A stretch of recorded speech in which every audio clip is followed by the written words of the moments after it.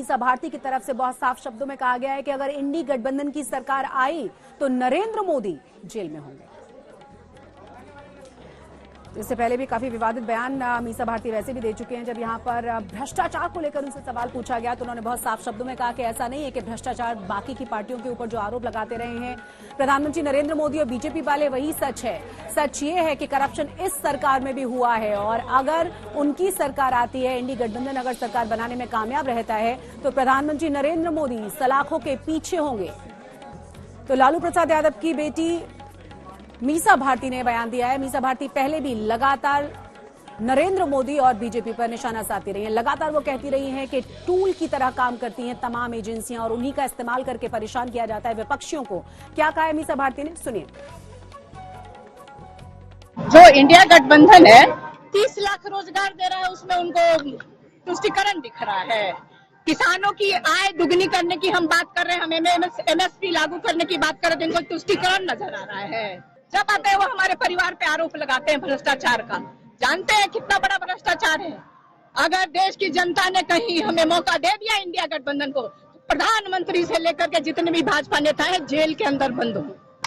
पहले उन्होंने अपना और अपने परिवार का विचार करना चाहिए। इतने प्रकार के घोटालों में और करप्शन में ये लोग अटके हुए हैं और ये कोई हमने लगाए हुए आरोप नहीं है, कोर्ट ने उनको सजा दी है। तो इसलिए इस प्रकार की बातें कहकर लोकतंत्र का मजाक उड़ाना, न्यायपालिका का मजाक उड़ाना वो छोड़ दे। ज्यादा जानकारी के साथ हमारे संवाददाता रोहित सिंह जुड़ गए। रोहित, बहुत सारी बातें मीसा भारती ने कही हैं। इलेक्टोरल बॉन्ड के बारे में वो बात कर रही थी। परिवारवाद को लेकर उन्होंने कहा कि जब चिराग पासवान के कैंपेन में आप पहुंचते हैं तब तो परिवारवाद की बात नहीं करते।